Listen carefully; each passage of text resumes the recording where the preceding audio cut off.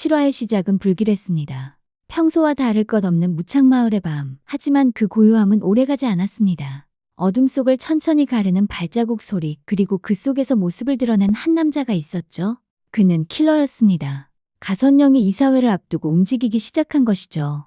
가선 후 다음 목표는 바로 영란이었는데요. 그녀는 철저하게 신분을 위조해 그를 무성유치원 기사로 취업시켰습니다. 모든 서류는 완벽했죠. 경력, 주민번호, 심지어 과거 주소까지도 가짜였습니다. 그가 처음 마을로 들어왔을 때 아이들은 반갑게 인사했는데요. 하지만 유독 영란의 눈빛만은 그를 매섭게 꿰뚫고 있었습니다. 그녀는 직감했습니다. 저 사람 평범하지 않아. 그날 밤 영란은 조용히 이돈에게 전화를 걸었죠. 새로 들어온 기사, 신원 좀 확인해 달라고 했습니다. 하지만 그에게서 돌아온 대답은 영란을 당황하게 했는데요. 아무런 문제가 없다는 것입니다. 범죄 이력 등 그 어느 것 하나 조회되는 것이 없다는 것이죠. 그녀의 심장이 내려앉았습니다. 가선영이 움직였다는 뜻이었죠. 하지만 이때 부세미의 삶에도 서서히 어둠이 스며들고 있었습니다. 그녀의 모든 움직임을 감시하는 눈들이 있었으니까요. 무창마을 전체에 CCTV를 설치한 부세미는 화면 속에서 자신을 따라다니는 낯익은 그림자를 발견합니다. 바로 백혜지였죠. 부세미는 곧장 그녀를 불러 세웠습니다. 왜 날 미행하는 거야? 너가 여기 온 이유가 대체 뭐야? 누가 보내서 온 거야? 분노와 경계가 섞인 목소리였죠. 그러자 백혜지는 미묘하게 웃으며 말했습니다. 믿기 어렵겠지만 부세미, 너를 보호하기 위해서야. 하지만 부세미는 믿지 않았습니다. 나를 보호한다고. 아니 너가 왜? 백혜지는 걱정하지마 친구. 난 너의 조력자니까 믿어도 되라고 말했습니다. 그 문장은 짧았지만 묘한 긴장감을 풍겼죠. 이후 백혜지는 누군가에게 이 상황을 보고라도 하듯 문자 메시지를 보냈는데요. 그녀가 연락한 대상은 누구였을까요? 가선영? 아니면 아직 살아있는 가 회장? 이 시점부터 시청자들은 혼란에 빠졌습니다. 백혜지가 과연 아군인지 적군인지조차 알 수 없게 된 것이죠. 그녀는 언제나 부세미가 위험에 처할 때마다 나타났습니다. 환영식 때 마을 사람들이 몰아붙일 때도, 공개 수업 중 부세미가 당황했을 때도 언제나 그녀는 적절한 순간에 등장했죠. 그런데 이번 7화에서는 백혜지가 킬러의 정체를 눈치챕니다. 그가 옷을 갈아입는 순간 등 뒤로 난 깊은 흉터를 보게 된 겁니다. 순간 백혜지의 표정이 굳었죠. 저건 사람을 죽인 자의 흔적이야. 놀란 백혜지는 그가 가선영이 보낸 킬러라고 확신했죠. 그녀는 전동민에게 전화를 걸어 말합니다.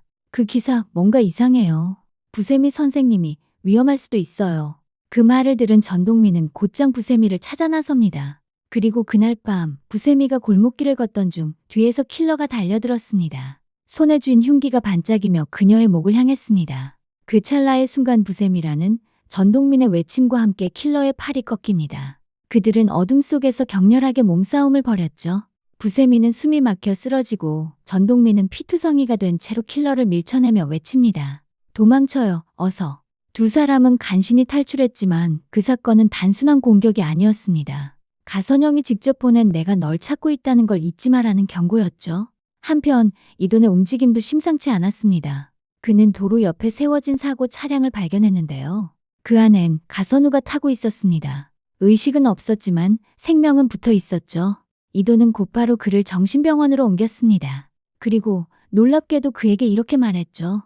널 여기 가둔 건 내 누나야. 가선우의 눈빛이 흔들렸습니다. 그 말이 사실인 걸까? 그는 곧 과거의 기억을 떠올립니다. 그의 머릿속에 스쳐 지나가는 장면이 있었죠. 엄마가 아빠를 정신병원에 강제로 입원시키던 날이었습니다. 침대에 손발이 묶인 채 제발 살려달라며 절규하는 아버지 모습이었는데요. 그런데 어머니는 고통스러워하는 아버지를 보면서 웃고 있었죠. 이어진 어머니 말이 더 충격이었는데요. 가선영과 가선우를 향해 니들도 엄마 말 듣지 않으면 아버지처럼 저렇게 된다는 것이었습니다. 놀란 가선우는 어머니의 섬뜩한 모습에 오줌을 지리기 직전이었습니다. 그 장면을 어린 가선영이 똑똑히 보고 있었죠. 그날 이후 가선영은 죄의식이 없는 괴물이 되어버렸습니다. 엄마와 똑같이 닮아가고 있었죠. 그 공포 속에서 자란 아이들은 한 명은 가해자가, 한 명은 희생자가 되어버렸죠. 가선우는 결국 자신이 가스라이팅 당한 인생이었다는 걸 깨닫습니다. 그의 누나는 자신이 만든 괴물이었죠. 하지만 진짜 충격은 그 다음이었습니다. 어린 시절 엄마의 시신 옆에 서 있는 가선영의 모습이었죠. 그녀의 표정은 공포가 아닌 희미한 미소였습니다. 그 순간 모든 퍼즐이 맞춰졌습니다. 엄마를 죽인 건 누나라는 것을 말이죠. 물론 가선영은 현재까지도 가선우가 자신의 이러한 행위를 알고 있다는 사실을 전혀 모르고 있습니다. 한편 가 회장은 여전히 어딘가에서 이 모든 일을 지켜보고 있는 듯합니다. 그의 숨은 손길이 무창까지 닿아 있는 것이죠. 그는 백혜지를 통해 부세미를 감시하고 전동민을 통해 모든 정보를 수집하고 있습니다. 가선영이 미쳐가는 만큼 가 회장은 점점 더 차분해지고 있습니다. 그는 완벽하게 자신이 원하는 그림을 그리고 있죠. 가선영을 세상에서 몰락시키기 위한 마지막 단계, 그 핵심은 가선우의 입에 달려 있습니다. 가선우는 두 가지 비밀을 쥐고 있죠. 첫 번째는 가 회장의 딸이 살해될 당시의 현장 영상입니다. 두 번째는 가선영이 어머니를 죽였다는 결정적 증거이죠. 이 두 개의 조각이 공개되는 순간 가선영의 제국은 끝장날 겁니다. 이도는 자신을 배신한 가선영에게 분노한 가선우가 쏟아내는 말을 모두 들었는데요. 당시 중요한 자료를 자신이 가지고 있다는 것입니다. 그리고 이 자료를 모두 영란에게 넘기겠다고 누나를 협박하고 있었죠.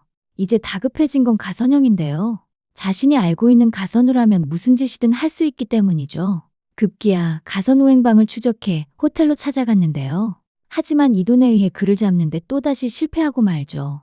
하지만 이돈도 누군가에 의해 가격당해 위험에 처하는데요. 아마도 가선영이 가선우 위치를 알아내기 위해 이돈을 친 것이 아닐까 하는 생각이 듭니다. 하지만 이돈으로부터 정보를 알아낼 수 있을까요? 아마도 어렵지 않을까 생각되죠. 이돈이 부세미한테도 말했듯이 이 판이 얼마짜리인데 말이죠.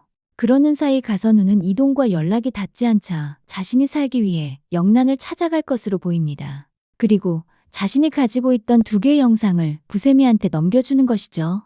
대신 자신 지분과 자신을 보호해달라는 것입니다. 8화 예고편에서 가선영이 영란을 지금 죽이면 시끄러우니 다른 여자를 죽여야 한다고 말했는데요. 아마도 영란이 아닌 부세미를 의미하는 것이 아닐까 싶습니다. 부세미를 죽임과 동시에 영란도 세상에서 사라지는 것이죠. 전동민 또한 남들에게 말하지 못하는 여러 가정사를 가지고 있는 듯 보이는데요. 주원이가 엄마를 닮았다는 이유로 따라가다 실종되면서 온 마을을 뒤집어 놓았죠. 현재까지 주원이 엄마에 대한 구체적인 이야기가 나온 적이 없는데요. 그런데 주원이가 엄마라고 착각해 따라간 것을 보면 과연 죽은 것이 맞을까 하는 의문이 드는 것도 사실이죠. 전동민은 김소영 질문에 부모님이 안 계시다고 했는데요.